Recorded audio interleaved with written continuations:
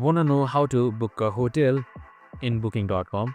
Well, no worries. In this video, I'm going to show you an easy step-by-step guide on how you can do it. It's super simple and under 2 minutes, so let's get straight to it.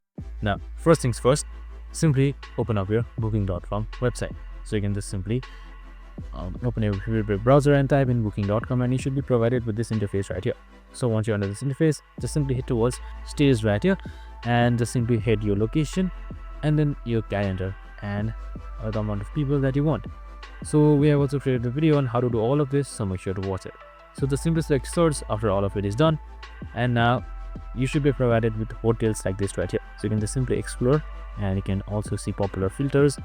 Just add them or check them just like this, and you can just simply select any one of the hotels and you should be redirected to the hotel right here. So you can just simply scroll down and see its ratings and reserve it by selecting reserve right here.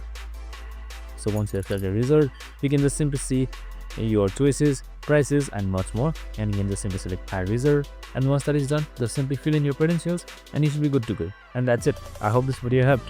If it did, make sure to like, subscribe and tune in with us for more of these videos. See you in the next one.